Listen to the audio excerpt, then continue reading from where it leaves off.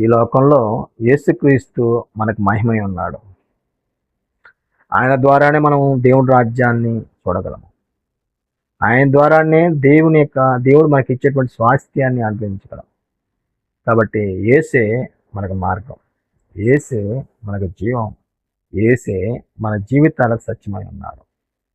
కాబట్టి సత్యమైనటువంటి యేసుని మన జీవితంలో అంగీకరిస్తే, ఆయన మార్గంలో మనం కొనసాగితే మనకి జీవం వస్తుంది. ఆ జీవాన్ని పెంపొందించుకోవడానికే మనకి ఈ జీవిత యాత్ర ఇవ్వబడింది. పోగొట్టుకున్నటువంటి జీవాన్ని తిరిగి సంపాదించుకోవడానికే ఈ లోకంలో మన యొక్క జీవితాన్ని కొనసాగుతాం. మనం ఈ లోకంలో ఎక్కువ కాలం బతకం. ఎక్కువ కాలం ఉండేది ఎవ్వరు ఉంటారు. అందరూ కూడా ఈ లోకాన్ని విడిచిపెట్టాల్సిందే. వెళ్ళేటప్పుడు మనం ఏమి తీసుకుపోం. ఎంత సంపాదించినా, ఎంత కూడబెట్టినా, ఎంత ఆస్తులున్నా సరే మనం ఒక్క రూపాయి కూడా ఈ లోకంలో నుంచి తీసుకుపోం. మనం ఏ రీతిగా ఈ భూమి మీదకి వచ్చామో ఆ రీతిగా తిరిగి వెళ్ళవలసిన వాడు మేము. ఈ లోకం మంది కాదు, శాశ్వతమైనది పరలోకం. కాబట్టి దేవుని రాజ్యాన్ని చూడాలనుకుంటే మనోనేత్రాలకు ఉన్నటువంటి గుడ్డితనాన్ని తొలగిపోవాలి.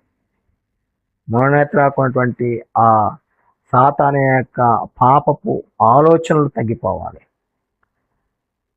దేవుడి రాజ్యాన్ని చూడాలనుకునే వ్యక్తి పరిశుద్ధంగా దేవుణ్ణి ప్రేమించినట్లుగా జీవితాన్ని కొనసాగించగలగాలి.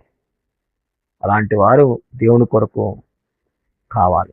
అలాంటి నిజ జీవాన్ని సంపాదించుకోవడము ముఖ్యమైనటువంటి సంగతి. శాశ్వతమైనటువంటి జీవాన్ని పెంపొందించుకోవడము ఈ లోకంలో మనకి ఇవ్వబడినటువంటి సాధన.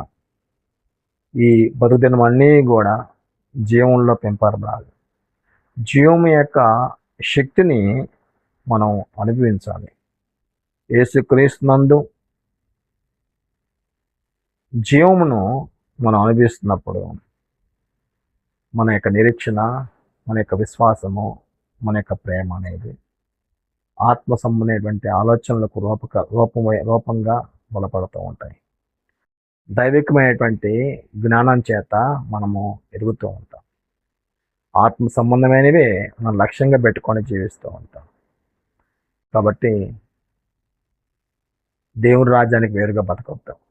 దేవుడి రాజ్యాన్ని చూడకుండా ఈ లోకంలో మనుషులు తమ ప్రాణాలు విడిచిపెట్టమనేది, తను ఈ లోకాన్ని విడిచిపెట్టమనేది జరిగినట్లయితే తీవ్రమైనటువంటి పరిస్థితులు వారికి ఉండబోతున్నాయి. వారి ఆత్మకు వేదనకరమైనటువంటి పరిస్థితి ఉండబోతుంది. కాబట్టి మనం మారుమనసు పొందాం. ఆత్మ సంబంధమైనటువంటి ఆలోచనలకు మన విశ్వాసాన్ని కలుపుతాం. మన యొక్క ఆత్మీయ జీవితాన్ని మరింత ఎక్కువగా పెంపొందించుకుందాం. క్రీస్తే మన మహిమ అన్నాడు.